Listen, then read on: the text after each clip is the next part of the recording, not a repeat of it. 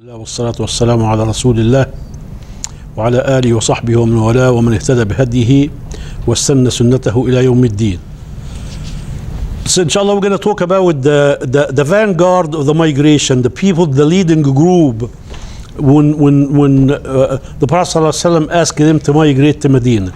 So this was done absolutely in the cause of Allah subhanahu wa ta'ala. If you remember the last time we talked about the second Aqaba pledge.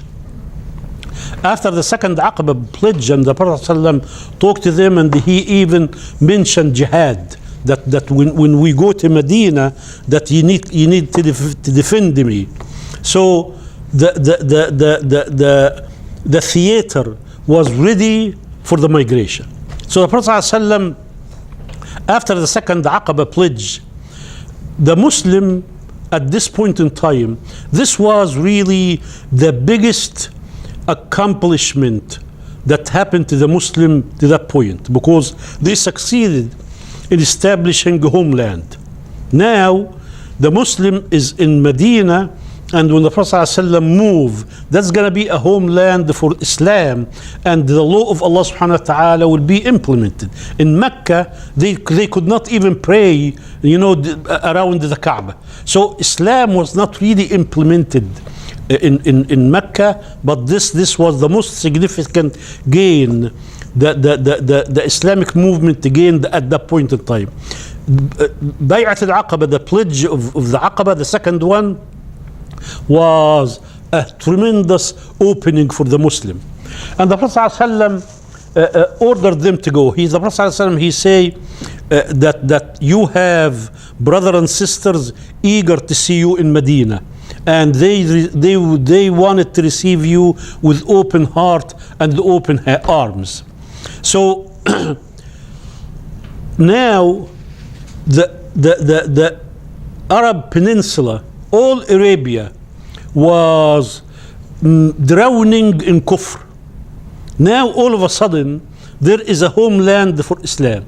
There is a homeland for Tawheed in the midst of all the kufr and the shirk.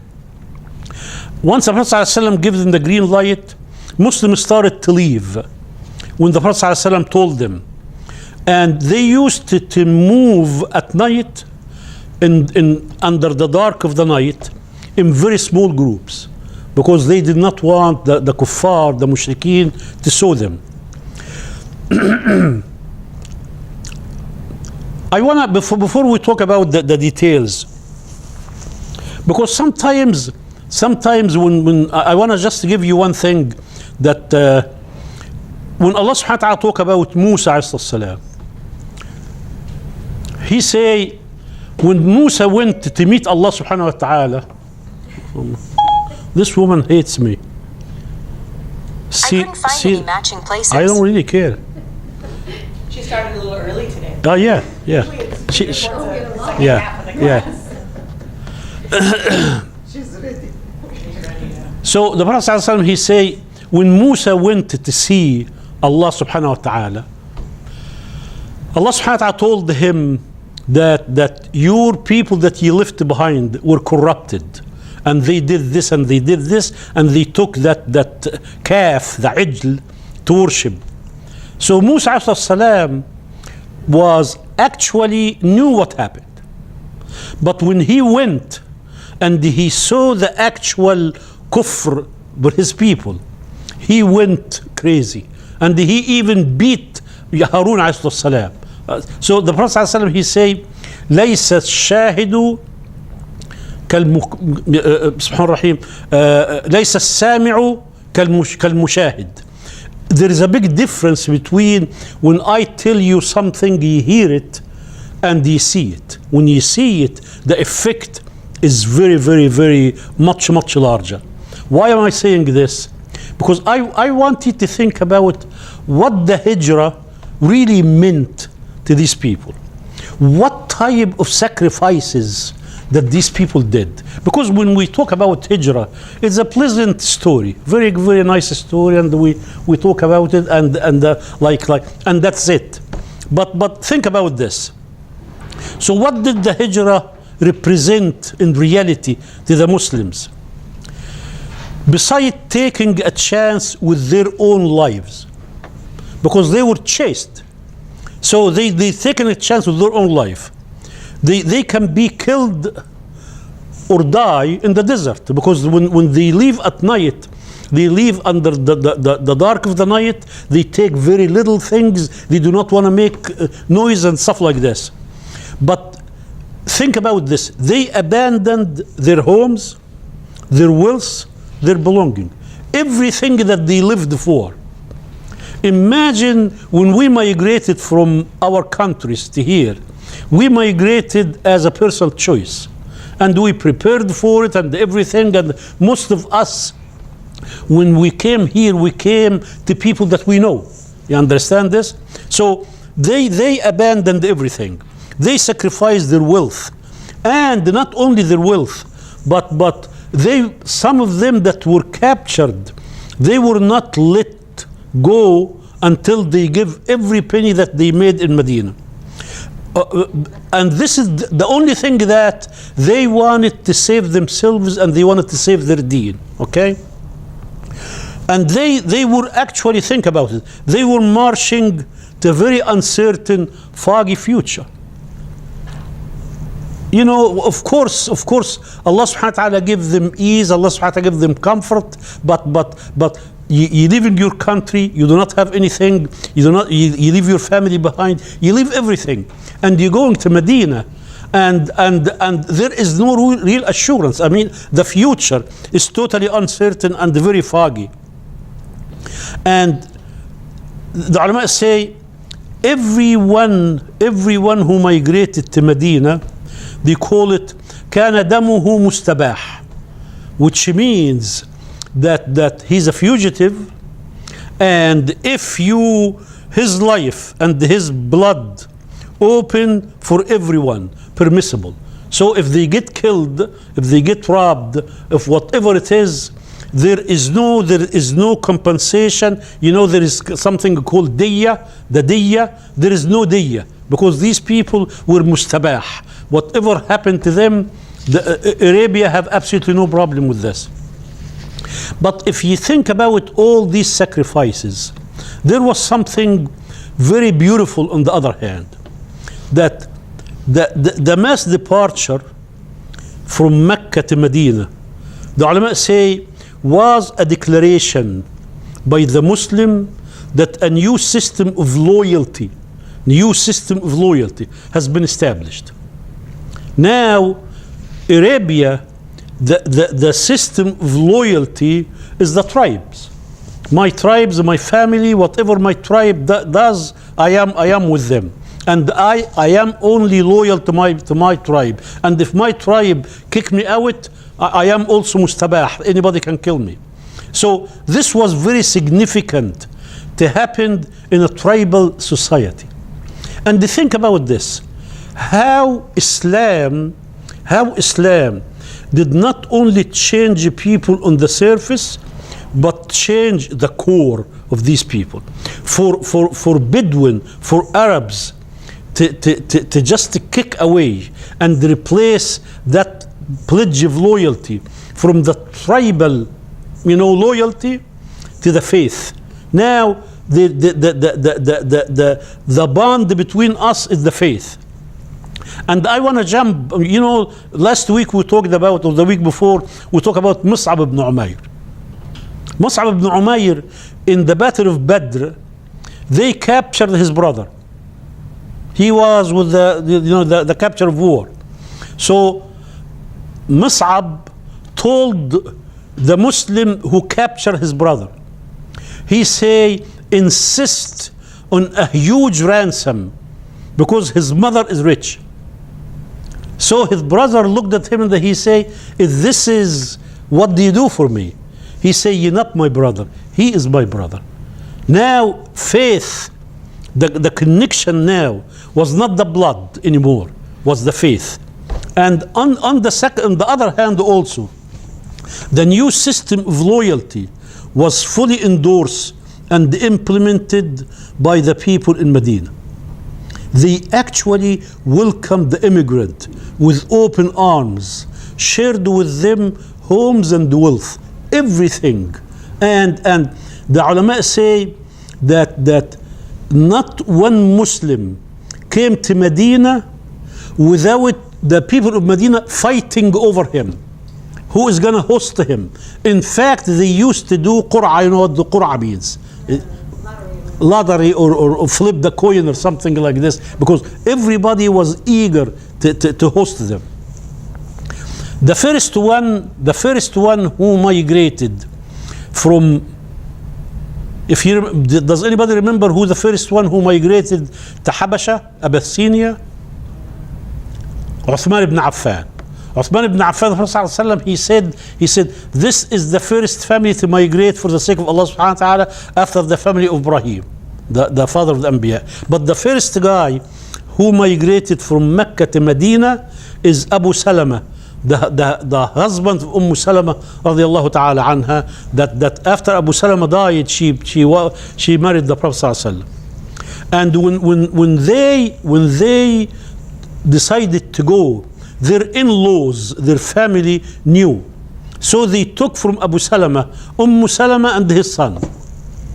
And they refused. They say, if you want to migrate, you can go migrate by yourself. But this is our daughter, and she's going to stay with us. And they imprisoned her and her son.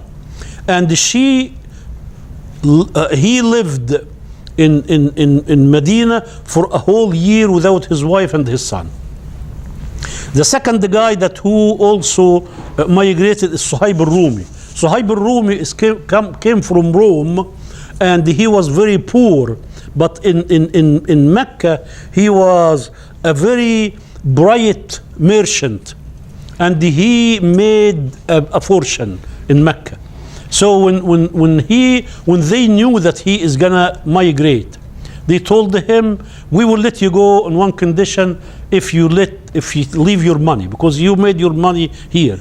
So he left, and he say, I'm gonna give you even more. I'm gonna tell you where I am hiding some other money. And he told them. And when he told the Prophet ﷺ, in Arabic he say, Rabih al-bay'u ya Suhaib. Rabih al-bay' means this is very lucrative, very profitable transaction. By our standard, where is the ribh? There is no ribh. The guy lost everything. But in the scale of Allah subhanahu wa ta'ala, this is a lucrative transaction. Now, although Muslims were traveling in secrecy and at night, very, very small groups, but Quraysh realized that something is happening. They see homes now abandoned, there is nobody there. Some of the faces that is always moving is not anymore there.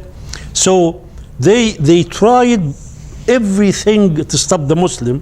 Some of the tribes they used actually to lock up, imprison. This is from my qabila, and I do not want him to, so I imprison him, I lock him up. Some of them were chased and brought back to Mecca. The only one who announced that he is gonna go is Umar radiallahu ta'ala anhu. He stood at the Kaaba and he say, I am leaving tonight. In fact, he say, I am immigrating tonight. Who he wants to leave behind a deprived mother, which means thakla, means that deprived of her kids. So if you come, your mother will lose you. Or a widow or an orphan children can meet me behind the valley. So everybody, Umar was the only one who actually announced his immigration, and he went. The ulama say after 2 months and a few days, Mecca was totally empty of a Muslim except 3 people, except the Prophet ﷺ, Abu Bakr, and Ali radiallahu ta'ala anhu. Now,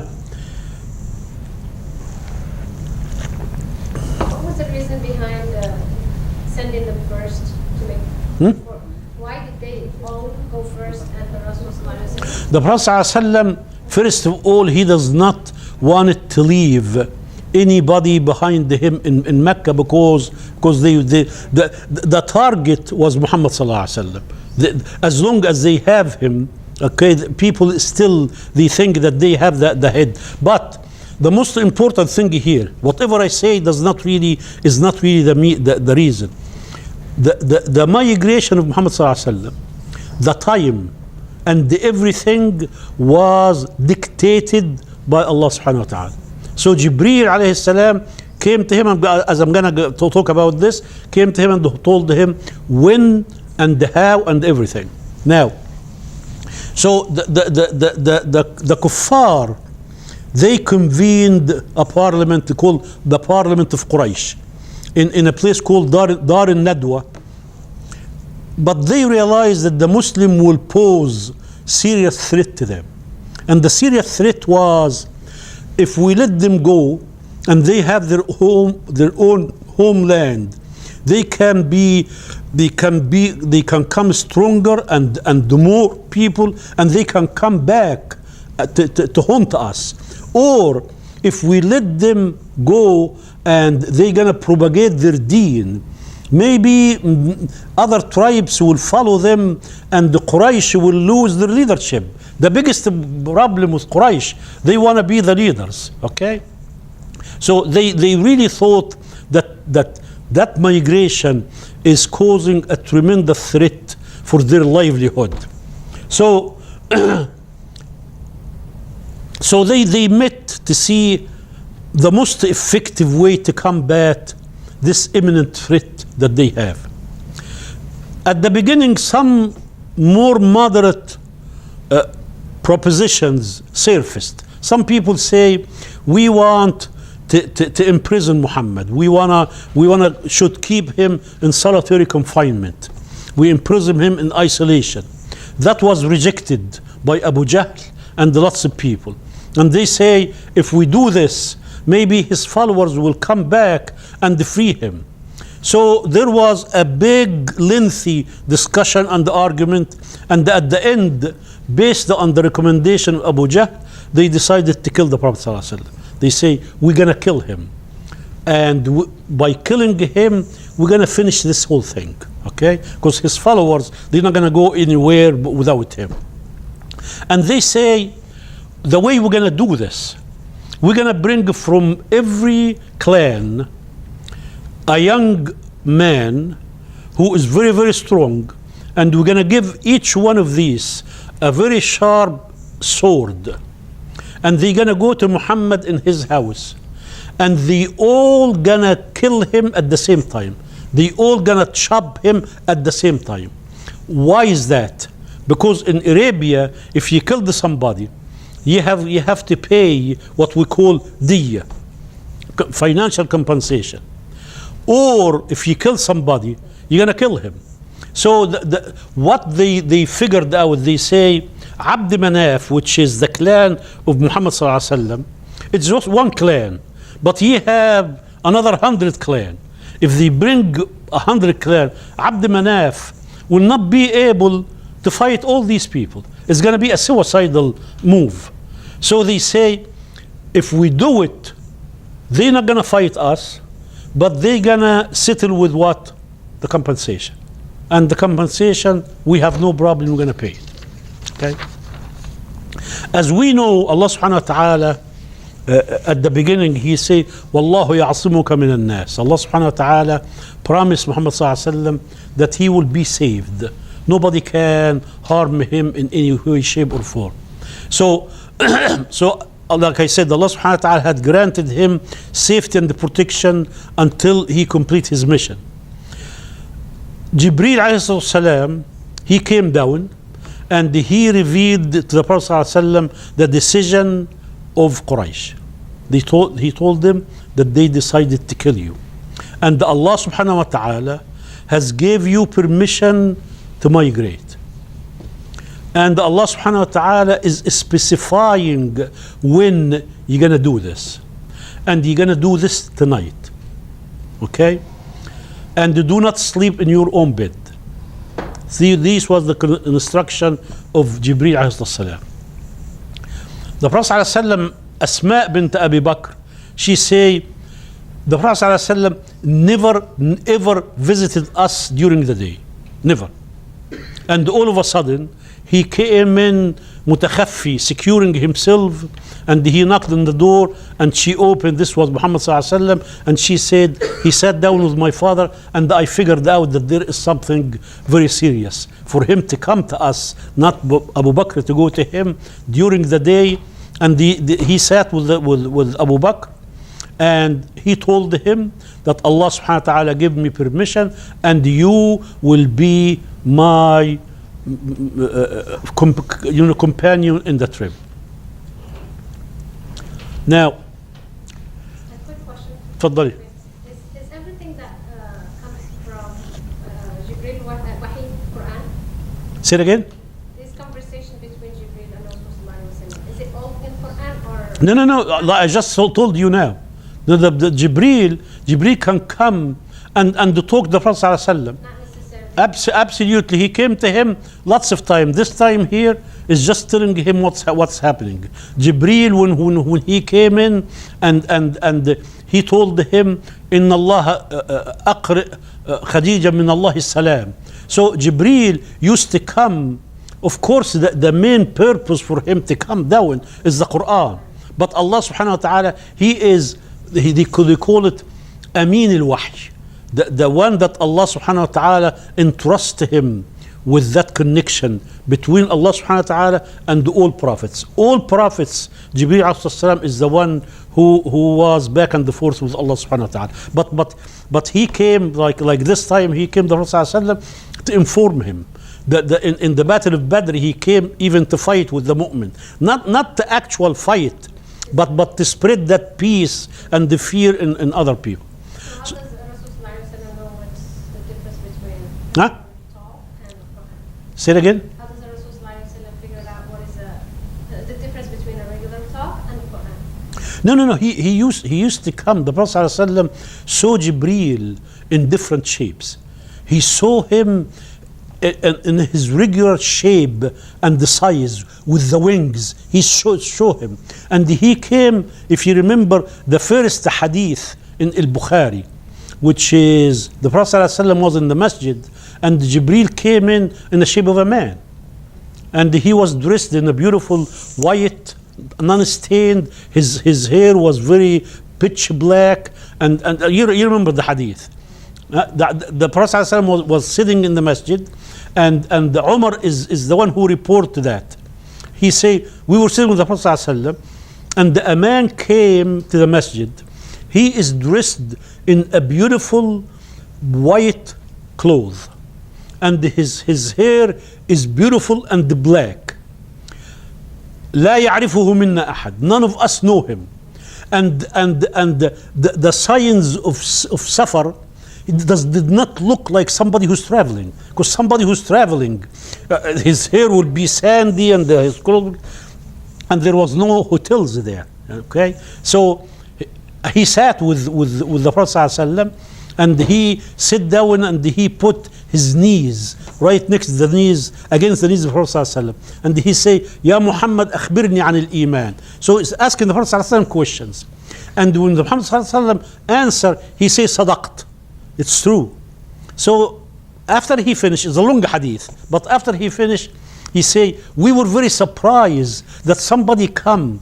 No, we do not know him. He does not look like a traveler.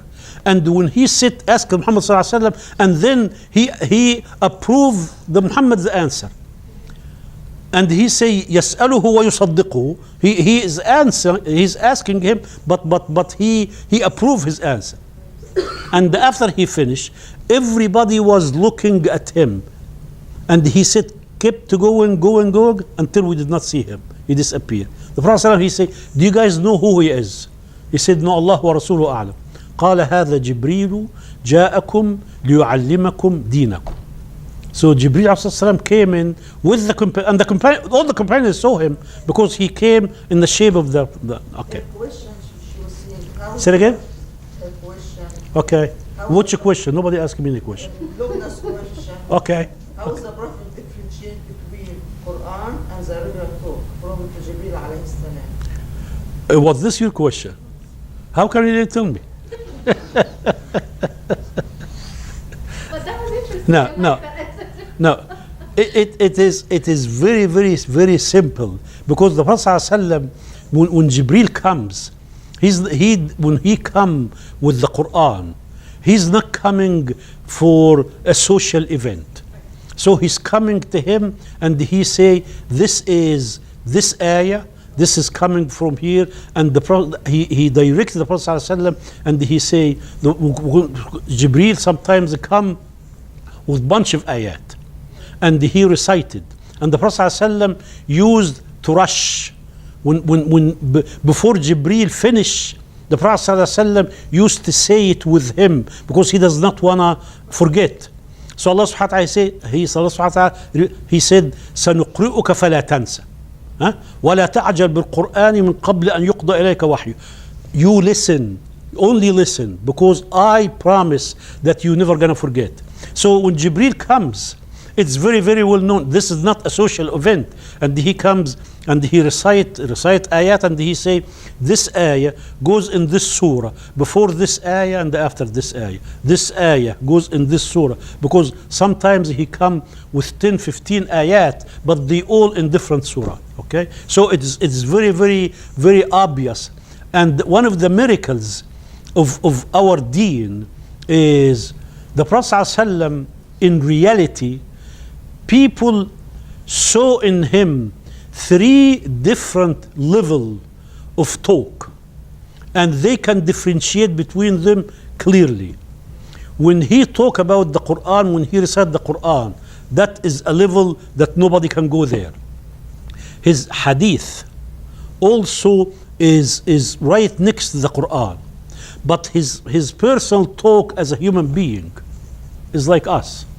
Although Allah subhanahu wa ta'ala, when he talk about the deen, Allah subhanahu wa ta'ala give him what we call majami' al-kalim, which means he can say few words, but he can take lots and lots of study, listen from them. Now, did I answer the question? Because my wife, when we go, she says I did not answer the question. Keeping you honest. Okay, the Prophet ﷺ, when he went he started the migration, he took maximum precautions, everything possible a human being can do. So he asked, as Jibril directed him, he asked Ali ibn Abi Talib to sleep in his bed. And we can talk about this, but think about Ali, that he was putting his life, you understand, they can kill him, but he had absolutely no problem to listen to the Prophet ﷺ. So the Prophet ﷺ, when they came to his house, he was in the house, lots of young people. The Prophet ﷺ came out, and he had, some dirt in his hand or some sand, and he came in and he threw it on their face, and he recited the ayah in Surah Yasin, وَجَعَلْنَا مِنْ بَيْنِ أَيْدِيهِمْ سَدًّا وَمِنْ خَلْفِهِمْ سَدًّا فَأَغْشَيْنَاهُمْ فَهُمْ لَا يُبْصِرُونَ. We have put a barrier before them and a barrier behind them, and covered them up so they cannot see. And immediately, once he did this, sleep overpowered them. They all standing up, but they cannot see the Prophet ﷺ, and they went to sleep. Somebody came in after 2-3 hours to check on the troops. What did you guys do? And they found them all asleep. They're standing up, but no response. And he woke them up and he said, what did you guys do? They said, no, Muhammad is still there. So they break the door, and they went and they opened the cover, and they found Ali radiallahu ta'ala anhu. But they did not want to kill him, because that will add to their trouble. So they were after Muhammad sallallahu alaihi wasallam. They did not kill him. The Prophet sallallahu alaihi wasallam immediately went to Abu Bakr on the darkest night. But he insisted, because Abu Bakr was always hoping that he would be the companion of the Prophet ﷺ in the migration. But the Prophet ﷺ never told him. So he bought 2 camels, 2 strong camels, in preparation for that. And he was hoping the Prophet ﷺ, he would come to him and say that. So the Prophet ﷺ, when he went, he insisted to pay for his camel. Abu Bakr say, Ya Rasulullah, I want to pay for it. The Prophet ﷺ, he say, this journey is taken for the sake of Allah subhanahu wa ta'ala. And I need the ajr as much as you do. Okay? He say, I may reap the reward for what I spend. I am in dire need for the reward just as you are. So they left at night. One of the precautions that he took, Medina is on the north of Mecca. Yemen is on the south. The Prophet ﷺ went south. So to maneuver the kuffar, because he knows that they're going to pursue him. So instead of going towards Medina, he went towards Yemen. So he moved to the opposite direction of his destination and spent in a cave called Gharu Thawr. Okay, 3 nights. So just in order to maneuver them. Abu Bakr radiallahu anhu, when they reached the cave, Abu Bakr entered the cave for himself. He just wanted to make sure that the cave is safe. There is no wild animal, a snake or something that can harm the Prophet ﷺ. But the Prophet ﷺ also, he hired somebody called Amir ibn Fahra. He's a shepherd. The Prophet ﷺ, he say, we're gonna go this way. And I want you, once we move, I want you to take your sheep and walk on our trail. To erase it. And the son of Abu Bakr was gonna be the intelligent man. He will also go to the Prophet ﷺ and his father at night, and then will go before Fajr to Mecca and listen to people what's gonna happen and stuff like this. So he was the intelligent guy. Okay, so he told him also before Fajr, you also walk on this trail. So you hide our trail, and when Abdullah ibn Abi Bakr come, also hide this trail. The Prophet ﷺ ensured regular supply of food and daily intelligence from Abdullah ibn Abi Bakr. The Prophet ﷺ, even people, Abdullah ibn Abi Bakr, this guy, Amr ibn Fuhayra, and the guy that we're going to be talking about in a few minutes, and the Asma, the Prophet ﷺ did not sit with these people and give them the plan. He only gave each one the information that will help in his role. So total secrecy, even for the people who trust. He did not just make it, he had a meeting and he said, this is what we're going to do. No. To each one who has a role to do, he gave him enough information to fulfill his duty. So he have everything done. Totally anything that humanly possible can be done. But with all these things, he was relying on Allah subhanahu wa ta'ala. He knew that Allah wants him to use his intellect and to plan and to take all the precaution that it can be done. But what you do not depend on the means that Allah give you or your intellect. You depend on Allah subhanahu wa ta'ala. And the ulama say, in doing this, the Prophet ﷺ taught us the true meaning of tawakkul. Because the Muslim ummah today have a funny understanding of tawakkul. That I do not do a thing and we raise our hand when we have trouble, when we are in trouble. So he totally explained to us what reliance on Allah subhanahu wa ta'ala truly means. Okay? Now, Quraysh for 3 days, they went nuts. They could not do anything. And they went every place. And they said, after 3 days, they said that we want Muhammad, live or dead. and the reward is 100 camels. 100 camels is $1 billion today. I mean, this is a huge reward in Arabia for somebody to have 100 camels. One of the things is that it because everybody was, this is 100 camels, so people went all over the place, and the people even went south, and they reached the cave. They went all the way to the cave, and the Prophet ﷺ, Abu Bakr, this is in Al-Bukhari an Anas. This hadith is Anas reporting the hadith based on what Abu Bakr radiallahu anhu he say. He say, Abu Bakr he say, I was with the Prophet ﷺ in the cave. فرفعت رأسي. The cave is down there. فرفعت رأسي. I raised my head and I saw the feet of the kuffar. فقلت يا نبي الله. I said يا رسول الله, يا نبي الله, لو أن بعضهم طأطأ بصره لرآنا. If anybody just dive in, they see them.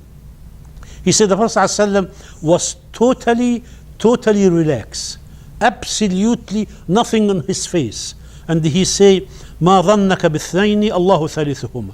The Prophet ﷺ, he looked at him and he say, Ya Rasulullah, the people who pursue us are here, and if anyone look down, they will see us. The Prophet ﷺ calmly told him in total confidence, what do you think of two? That Allah is their third. Okay? ما بالك بالثاني الله ثالثهما. Now, after 3 days, people give up. They did not know what to do. And the Prophet ﷺ started to move. They went out of the cave. But he hired a non-Muslim. His name is Abdullah ibn Urayqit. Abdullah ibn Urayqit. Prophet ﷺ hired him because he was a very skilled guide. He can take them to Medina, not through the known road, from back roads. And he know the area, and the Prophet ﷺ hired him, although he is not a Muslim. But the criteria that Prophet ﷺ has chosen, he knew that this guy is honest. He's kafir, but he's honest. And he's not going to betray the Prophet ﷺ. And he has the experience, and he has the skills. And this also is a lesson for us, okay? Sometimes, especially in the Islamic work, we hire people that they do not know anything, but we just hire him because they are Muslim.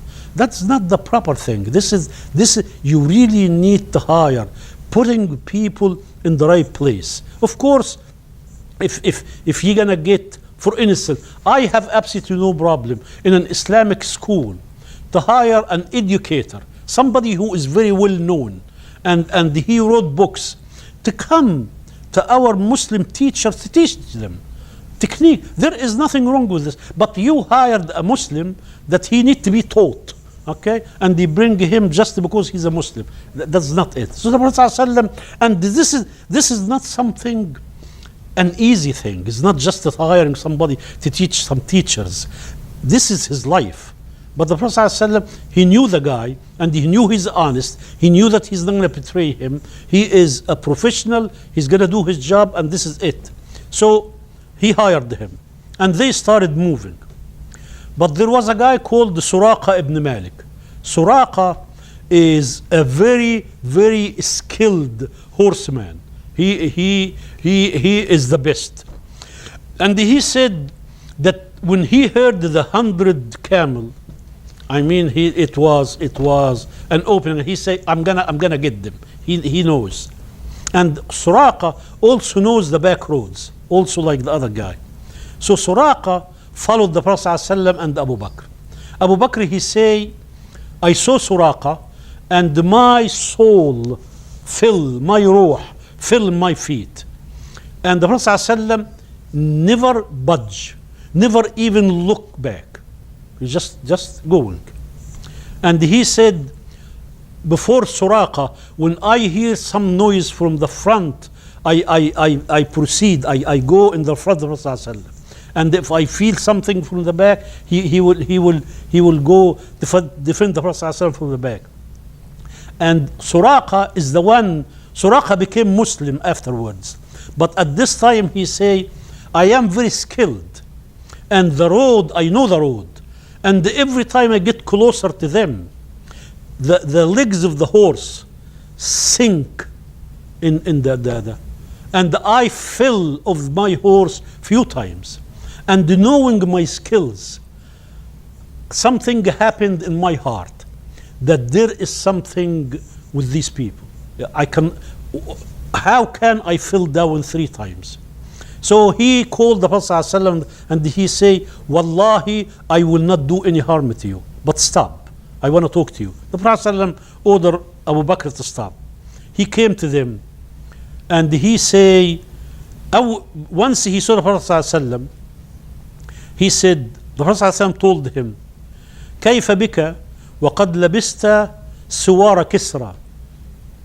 He told him, what would you say if I promise you that you're gonna wear the gold and the treasure of the emperor of Persia?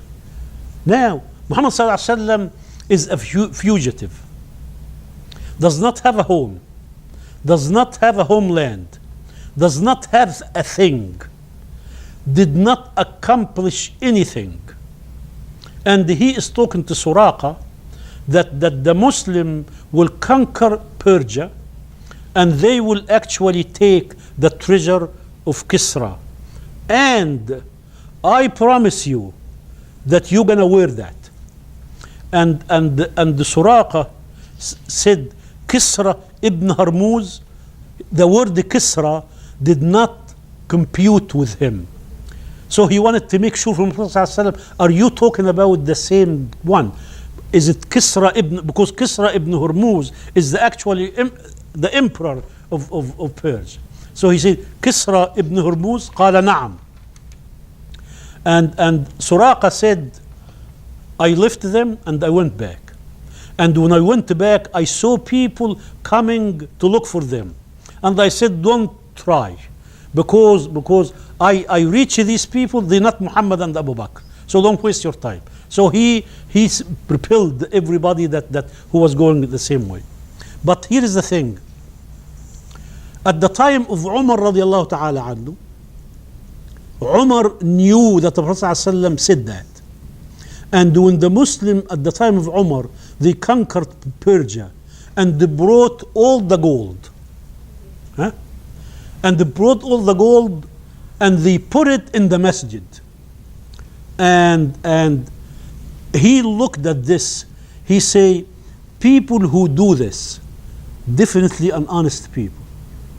And one of the companions, he say, they follow your footsteps.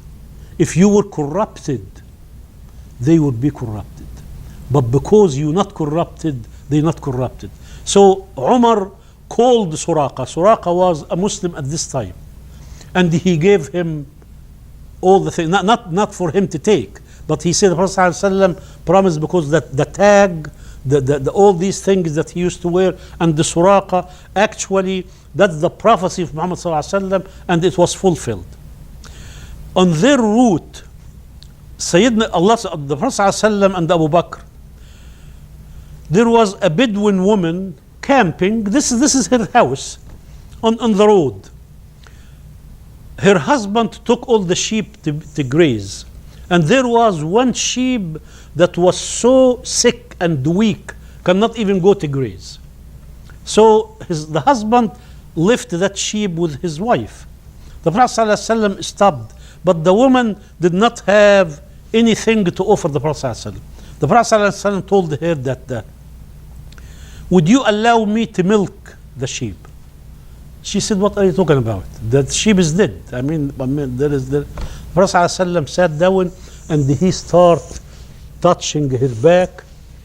And Abu Bakr, he say, Wallahi, everybody drank until we could not drink anymore. And the Prophet ﷺ left a huge amount of milk for the woman.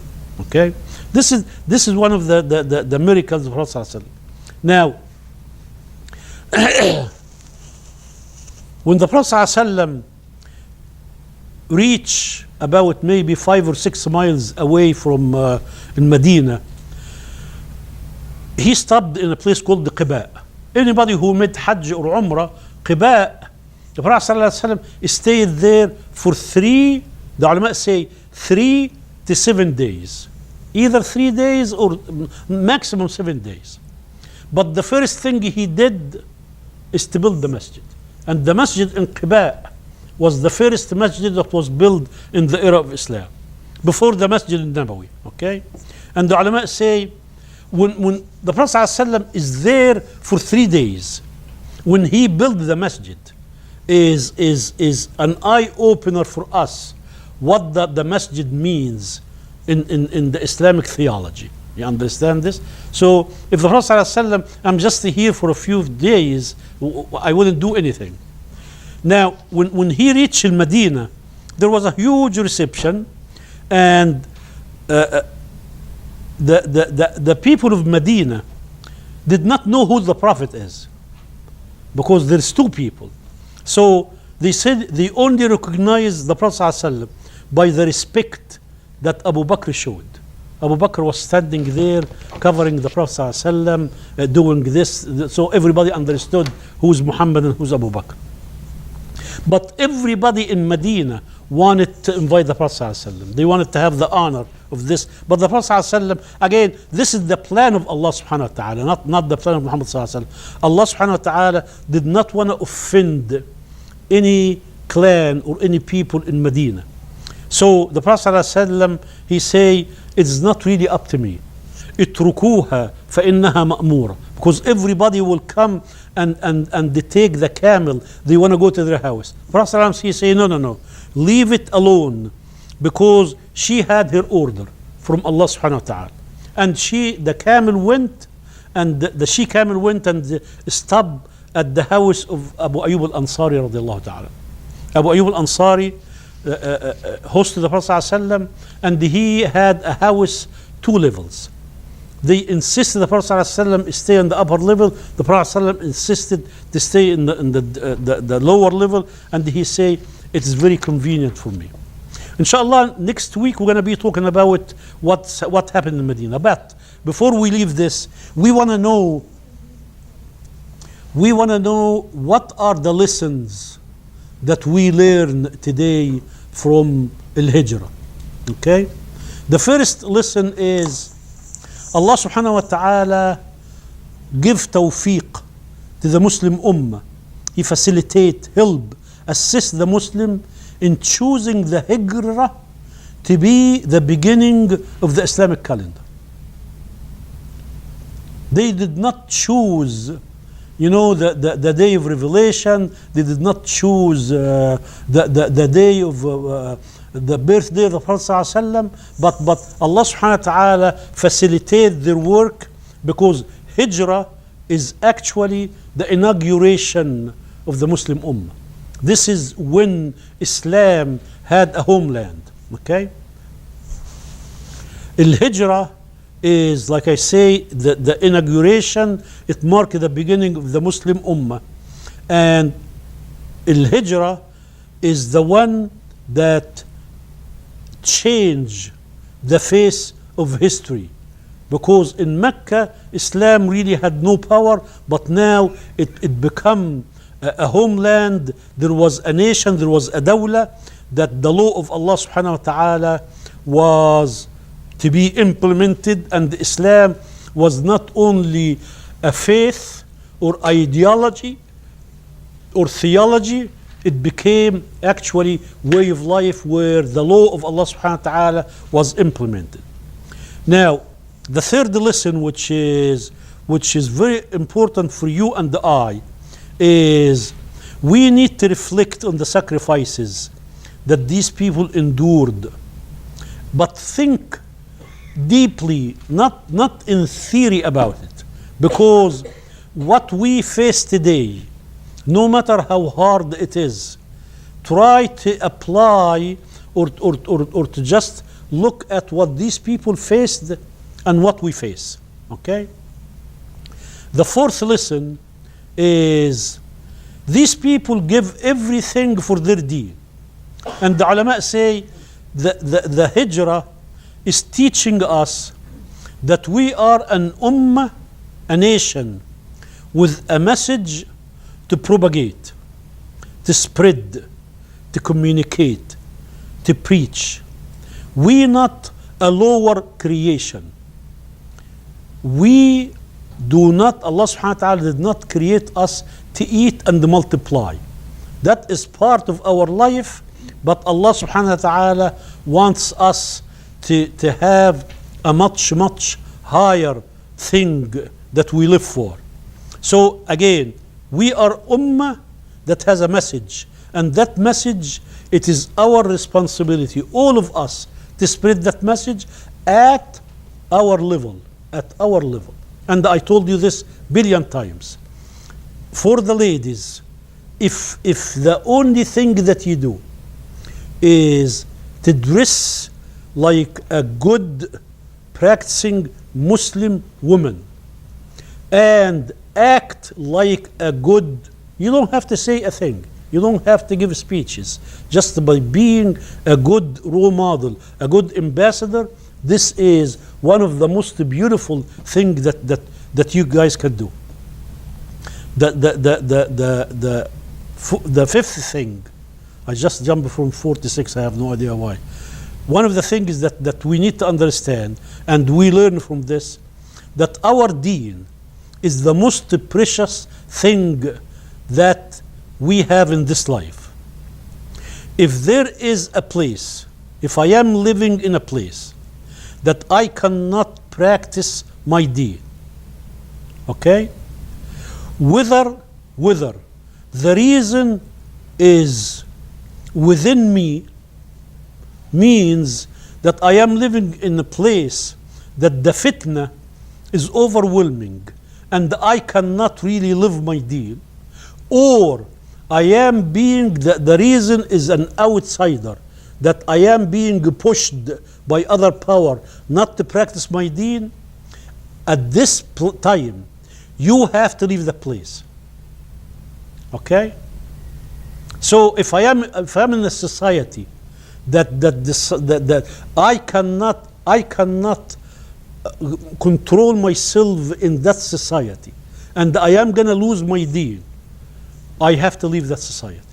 Or if I'm in a society because of outside reason, I cannot also practice my deen, I have to leave that society. Okay? Number 7, Allah subhanahu wa ta'ala in His infinite wisdom, He made the Isra and the Mi'raj right before the migration, and this was to clean, to sift, to screen, to filter the Muslim society. Only the strong believer to migrate. Okay? And this also in our life help us that Allah subhanahu wa ta'ala, all the trials, the tribulation, all the fitan that we go through, there is a tremendous good side for that. Okay? Allah subhanahu wa ta'ala in Surah Al-Anfal said, لِيَمِيزَ اللَّهُ الْخَبِيثَ مِنَ الطَّيِّبِ.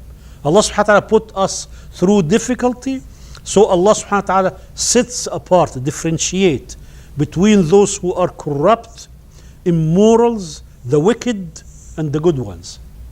So you look at what is happening in our countries. I'm going to just give you an example of Egypt.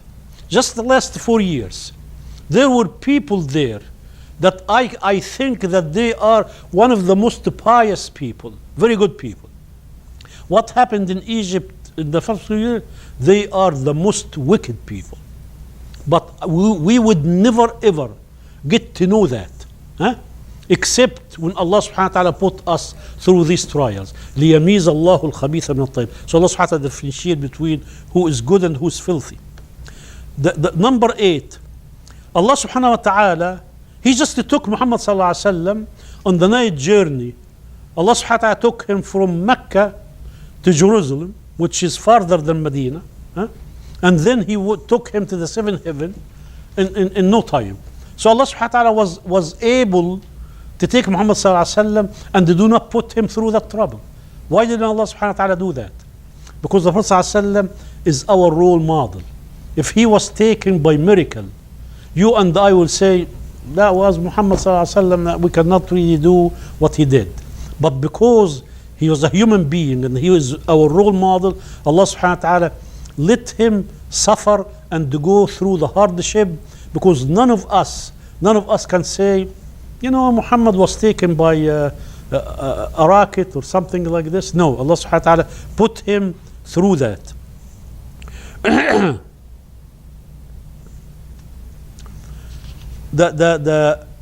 Prophet sallallahu alaihi wasallam also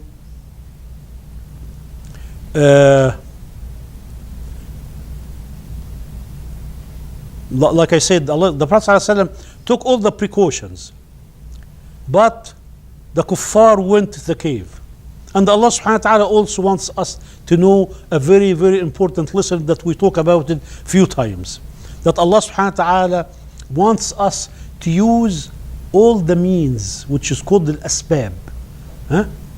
You remember in Surah Al-Kahf, when they talk about Dhul Qarnayn, وَآتَيْنَاهُ مِنْ كُلِّ شَيْءٍ سَبَبًا فَأَتْبَعَ سَبَبًا. I gave them means for everything, and he used these means. Allah wants us to use the means that he gave us. He gave us intellect, he gave us money, we are the only creation that we can decode things, we can ponder, we can conclude things, we can invent. Allah subhanahu wa ta'ala wants us to use all these faculties that he gave us. But Allah subhanahu wa ta'ala also wants us to know that if you depend on it, you lose. I want you, one of the ulama in Egypt, he say, Allah subhanahu wa ta'ala wants our limbs to sweat, but not our heart. You know the difference? I work very, very hard. I work very hard for 24 hours. I am sweating, I have dirt all over me, but I did not make a penny. When I go home, I sweat and I work very, very hard. My limbs work the maximum, but I have no problem at the end of the day. My heart is not sweating. You understand this? So I work hard, but I leave everything, tawakkul, reliance is on Allah subhanahu wa ta'ala. Now, one of the last thing that I want to talk about, but here this is what I wrote. But if you think about the lessons of Hijrah, wallahi, you can add lots of more than that. But the last thing I want to talk about is the Prophet ﷺ, they persecute him. They killed his companions. They actually harm his companions. In fact, they wanted to kill him, and he knew that. But they used to entrust him with all their values. And the Prophet ﷺ, logically, you and I say, these people, I want to get even with them. So he will take all these values. He left Ali behind to give people what belonged to them. And this is the highest level of honesty that anybody can do. Okay? Now, despite all the hostilities with the Prophet ﷺ, that this is total integrity and honesty. But why am I saying this? Because lots of people in this country, they think that the money of the kuffar belong to us, halal to us. You know, I can go through the toll, I do not pay the toll. I do not pay taxes. I do not do this. If I go to the store, I can steal, because this is a kuffar money. No, it's not. There is no kuffar money. If we do this, we're going to be the kuffar, not them. So honesty and integrity is the name of the game.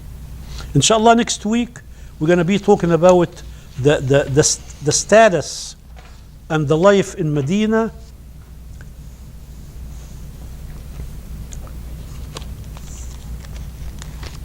who lived in Medina, what happened with the Prophet ﷺ when he reached Medina. Inshallah, we're going to be talking about this next week.